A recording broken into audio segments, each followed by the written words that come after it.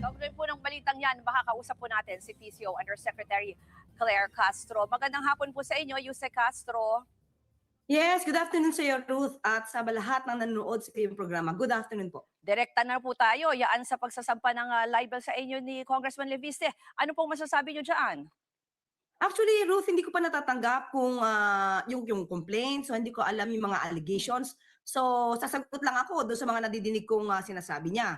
According to him, kaya siya nag-file sa akin dahil sa sinabi ko daw na nagbenta siya ng kumpanya na may prangkisa. Tama?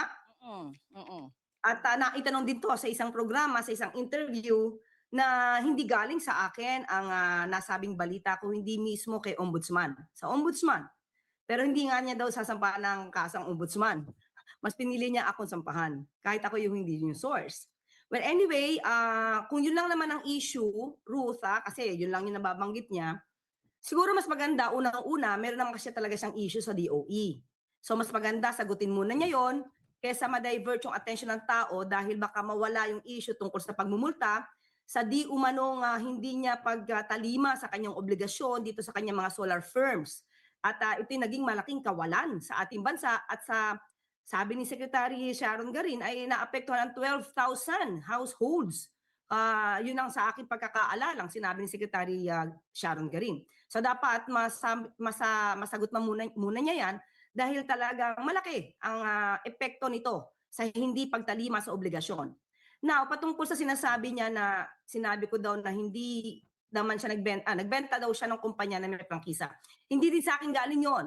Mismo siya ang nagsasabi sa isang interview nung tinanong siya kung ano ang estado ng solar para sa bayan na siyang may prangkisa. Sinabi niya na hindi na siya ang may-ari at tinanong siya kung ito ba'y na-divest niya. Sinabi niya, oo, nag-divest siya. So hindi sa akin galing na nag-divest siya ng property or rather ng kumpanya na may prangkisa, kung hindi galing mismo sa kanya. Na makikita naman yan sa mga interviews niya. mm. Yung ano, medyo pinanood ko nga rin po briefly yung kanyang briefing eh. Kasi ang sinasabi niya kasi, parang kumbaga parang nagkamali daw po kayo sa anyway, masalimuot po yung mga kumpanya, no? Ang sinasabi niya lang po, Mm. tila nagkamali daw kayo, hindi daw kayo nag-research doon sa pagtukoy sa kanyang kumpanya na binenta, na hindi naman daw po niya binenta yung merong franchise. Parang ganun yung paliwanag niya, kumbaga parang iba yung tinutukoy na kumpanya, ano po. Pero may binanggit din kasi siya, I mean, you know, if you're just looking at yung mga companies na sinasabi niya, no? Pero ang sinasabi niya rin po ay tila kasi yung mga ganitong mga pahayag niyo daw, nililihis lang daw yung tunay na issue tungkol dun sa usapin po ng korupsyon sa gobyerno. Ruth, hindi naman sa atin nanggaling yung issue na 'to. Mm, Nagsimula ito, kay ombudsman sa kanyang programa. mhm, Doon nag-start ito at ang sabi nga niya, 'di ba, hindi dapat lang nape-flip ang pag-aari lalo na kung may prangkisa. At ito din naman ay nanggaling din sa Secretary of Energy. Hindi po sa ito galing. So hindi maaaring sabihin na iniiwas lang yung politika or iniiwas lang yung totoong issue. Iba ang issue sa flood control projects, iba ang issue dito sa kumpanya na may prangkisa na hindi daw niya natupad. Hindi niya natupad ang kanyang obligasyon. At muli, sabi niya hindi siya nagbenta ng kanyang kumpanya na may prangkisa. Mas maganda dito, Ruth. mhm, Lahat iniimbitahan ko na. Tignan niyo po yung kopya sa SEC nitong solar para sa bayan. mhm. Makikita natin diyan kung talagang hindi siya nag-divest. But anyway, inamin Mm. naman niya nag-divest siya, sinabi niya sa isang interview. Yung sinasabi niyo nga kasi hindi kayo yung source, no, tungkol dito sa mga usapin tungkol dito sa mga solar energy companies ni Congressman Libiste. Eh bakit po kaya kayo yung kinasuhan, ano? Bakit po kaya kayo yung Hmm. pinuntirya? Anong tingin niyo diyan? Hindi, inamin niya kanina sa interview Mm, niya rin.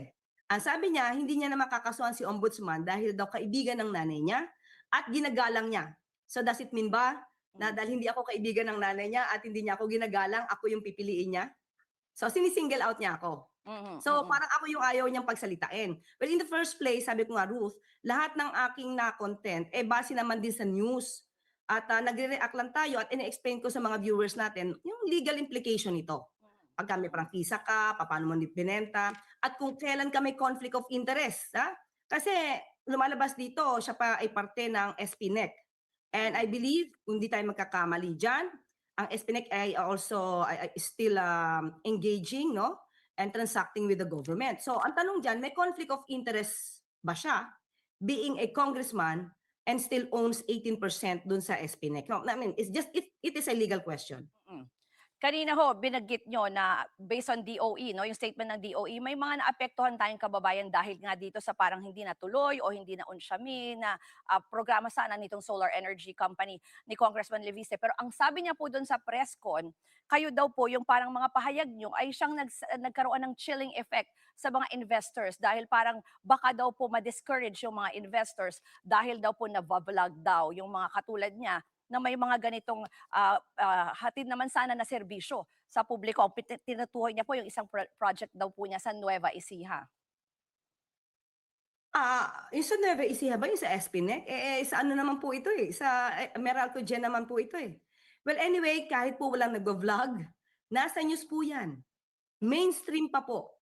So, papaano niyo po masisisi sa akin kung ang naglabas po nito ay ang Ombudsman at ang Department of Energy? Ipinaliwanag sa lahat ng mga news network, no? Kung paano ba ang nangyari at ano ba yung liability ng Solar Philippines na pag-aari. 99% pag-aari pa, di umano, base sa record po ng DOE, pag-aari pa po ito ni Congressman Leviste. So bakit sa akin niya ituturo kung mismo ang source ay Department of Energy at ang Ombudsman? Mhm. As a lawyer po, anong tingin nyo? Kumpiyansa ba kayo na masasagot nyo po ito ng maayos? Wala pa naman po kayong kopya, sabi nyo. No? Pero ano po ang next move nyo? Well, as a lawyer and as the defendant in that case, syempre sabihin ko matatalo ko siya. Paano pong Hmm. paraan? Sa paano pong paraan? Ano po yung, saan galing po yung inyong kumpiyansa? Dokumento. Dokumento. Mhm. Okay.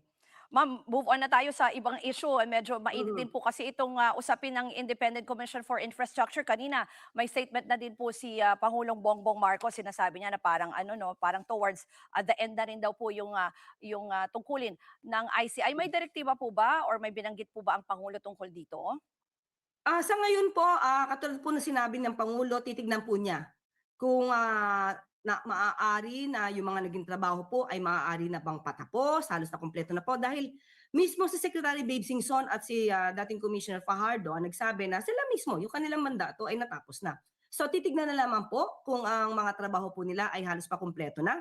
At darating din naman po time, nandiyan din po yung AO 94 kung sinasabi kung kailan po maaaring matapos ang trabaho ng ICI. So Pero hintayin na lang po natin ang pronouncement ng Pangulo. mm, Kapag nakapag-report na po siguro yung ICI at nakita natin kung ano na po yung naging trabaho nila at kung patapos na po ba talaga sila. but so far, ano po ba yung assessment nyo? Tingin nyo naging effective naman po ang ICI doon sa kanilang mga ginagawang pag-iimbestiga at recommendation ng pagfa-file ng mga kaso? Napaka-effective po dahil po sa kanila, marami po talaga nagsumbong ng mga kababayan natin pumupunta sa kanila. Marami rin naman po na mga nabanggit. Although hindi ko pa natin masasabi na maaaring nga sangkot. Mga nabanggit na pangalan na pumunta at nakipag-cooperate sa kanila. So, sabi nga natin sa lahat ng pinatawag nila, sa aking pagkakaalam, is dalawa lang naman yata ang hindi pumunta. Si Congressman Pulong Duterte at saka si Yusek Cabral. But the rest ng pinatawag nila, ginalang sila at nagbigay sila ng kanilang mga statement. So with that, marami na po naipon at nag-gather ng mga ebidensya, mismong statements ng mga taong nababanggit. So nakita po natin kung ilan na pong mga kaso na rekomenda nila, ilan na rin po ang naitulong nila para po mas mapabilis ang pag-iimbestiga po ng DOJ at saka ng Ombudsman. Mhm. Isa pa po, Yusek, may isa pa pala kayong issue yung nung isang araw po kasi 'di ba nagpunta po kayo sa NBI para mag-file naman doon sa kaugnay sa grave sa mga banta po sa inyong buhay. Pero may sagot na po kasi diyan itong si Attorney Trixie Cruz Angeles ang sinasabi niya hindi daw po maituturing na grave threat yung mga ginawa niya, reaction doon sa pagpunta niyo nga po sa NBI. Yun ang mararamdaman niya kasi sila nagsabi nun Ang makakaramdam ng takot ako naman Ako na pinagsabihan nila na coccyx ko lang, appendix at coccyx ko lang ang hindi, ang walang latay kapag, dahil sa aking pinagagagawa kapag ako'y nilaglag ng aking humans. Hindi sila makakaramdam ng fear, ako ang makakaramdam dahil sa akin nila pinapunta ang, mga salitang yon. So, maybe depensa nila 'yan at 'yan ang ipapakita nila sa taong bayan na wala silang ginawang, pananakot. Kung wala silang pananakot, di sana 'di na lang nila sinabi. Mm. How ano pong pakiramdam na parang, nagiging nasa sentro po kayo, isang palace press officer na sa gitna ng napakaraming issue, may mga ganito pong parang parang mga kampanya against you?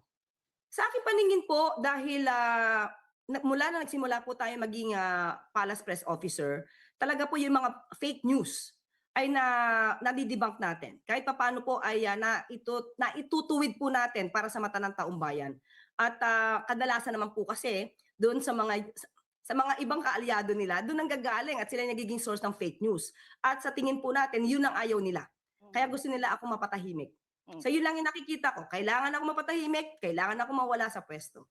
Pero siguro kaugnay lang diyan, pahabol na maiksi. May statement naman itong abogado ni Congressman Levistes, si Attorney Topacio, na may targeted attack daw naman laban dito sa kanyang kliyente dahil do'n sa mga tinatawag na Cabral files.